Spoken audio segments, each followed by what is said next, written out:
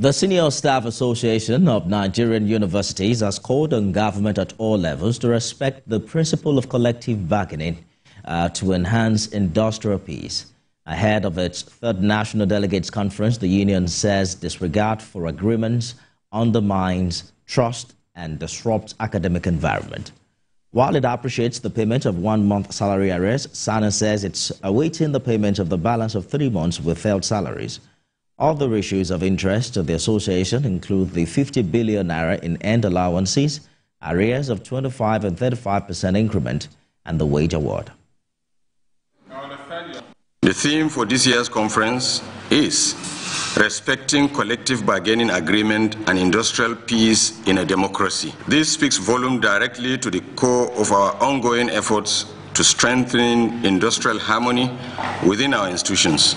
In a time where stability in the education sector is crucial, the theme underscores our commitment to principled negotiation, respect for agreements, and the peaceful resolution of conflicts. We recognize that the government has begun payment of the 1 month from the 4 months withheld salaries, and we are hopeful that this marks the progress towards fulfilling these commitments. The Attorney General of the Federation, Lateef Fagbemi, has advised legal practitioners in the country to embrace partnership in the law profession. The AGF said that partnership in legal practice enhances expertise, increased capacity, and risk management. Celestina Area reports. Leveraging partnership for growth in the Nigerian legal practice allows for comprehensive legal solution to a wide range of issues and enhances creativity and jurisprudence. The Attorney General of the Federation added that collaboration enhances good relationship, which is a cornerstone of the legal profession. Partnership, both within law firms and across the legal sector, serves as a powerful engine for growth, offering unique benefits and enrich our practice, improve client service, and contribute to the development of a stronger legal system in Nigeria. Chairman of the Body of Benchers, Adigboyega Awomolo, says it is important to build integrity in the law profession while upholding high ethical integrity as a cornerstone of the legal practice. I believe it is the responsibility of all stakeholders in the legal profession, the bar, the bench, the academia, and all practitioners of law to assist in ensuring that all those things that brings the integrity or the honor of the legal professions down are removed. Legal practitioner Pelumio Lanchibesi noted that practice among young lawyers has helped in the development of legal system, as the country will not end up producing lawyers each year who do not know how to navigate the legal system. Business of partnership in law practice is encouraged, and when that is achieved, it will allow law firms to consolidate on knowledge of different lawyers and to be able to strengthen their practice. So I think it's very good. Oftentimes when you see a lot of lawyers who do very well in life, after their demise, the practice is down. This is simply because the firm is solidly around them.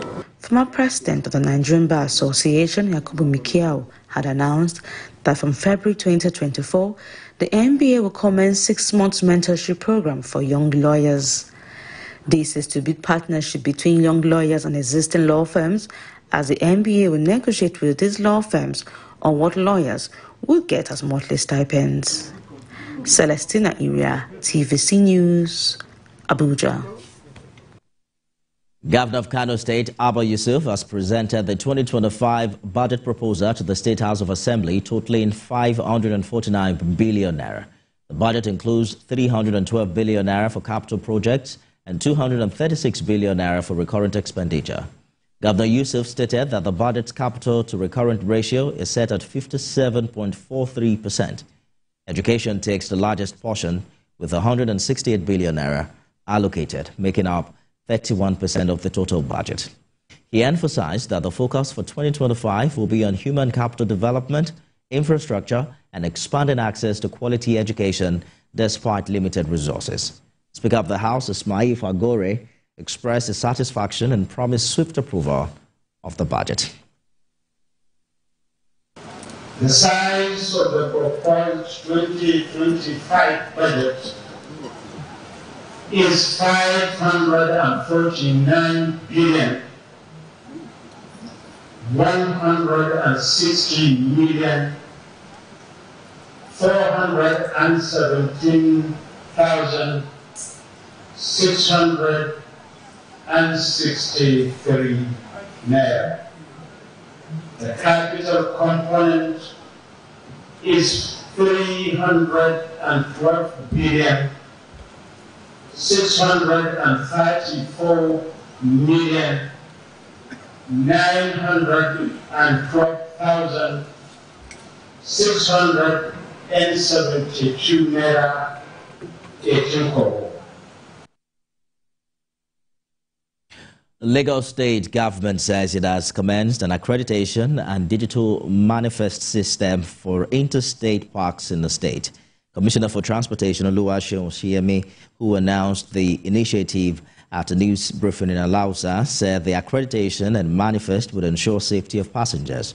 With the digital manifest and park accreditation system, the paper manifest will be phased out and the data collected would help the state with planning, while first responders would have accurate data of passengers during emergencies. By transitioning to a fully digital platform, we aim to securely capture and store passenger information in real time, providing immediate access to accurate data in the event of any incidents. Parks that meet our minimum safety and service standards will receive the Ministry of Transportation official certification. These certified parks will display a prominently placed signage assuring passengers that they are boarding from a park recognized and trusted by Lagos State. For parks that do not meet our standards, particularly the unregulated roadside mushroom parks, they will require improvements or abolished. This is a collective move towards a safer, more reliable interstate travel experience for every Lagosian. An academic scholar, Umar Bindale, has called for the adoption of communal security and proper data planning to spread development across the country. The call was made at the maiden public lecture of the Academic Staff Union of Polytechnics of the Isa Mustafa Agua Polytechnic in Lafia, the capital of Nasarawa State. Senior reporter Godwin Agua has more. Insecurity, inadequate data, corruption are some of the factors militating against development in the country. These have brought about an increase in the country's multidimensional poverty index, translating to a greater number of poor people in the country. This public lecture, organized by the Academic Staff Union of Polytechnics of the Isa Mustafa Agua Polytechnic Lafia, seeks to narrow these challenges to Nasarawa State and provide solutions. The whole idea of this festival today aims to create a forum where we can agonize the issues. We historicize them, we intellectualize them, we moralize them, and thereafter we theorize the way forward. The lecturer, who spoke on the topic, Nasarawa State and Governance Order, enacting the future from the past, advocates for communal security and proper data planning as a panacea. He believes that for development to thrive, communities must be safe and adequate data must be collected to inform the decisions of government. I tell you, without dealing with the security problem, it will be very, very difficult for us to make progress. And in fact, the general security is so big, I now narrowed it down to communal insecurity. You know, now, the kind of security we have is that it is your brother that will tell another young person that you are at home and you went to the bank today and there's a suitcase with money and at night something will happen. It is within the community.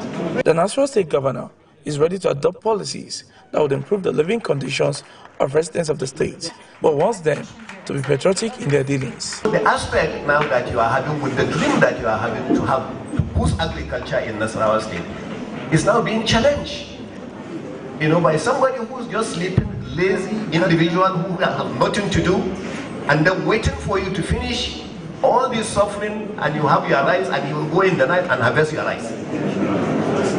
You know, so these are challenges for Nigeria. This is not politicians that are doing this. You know, it's not a lecturer of any university that is doing that. An iconic leadership award was given to the governor and other deserving individuals for their contributions towards the growth of the Polytechnic.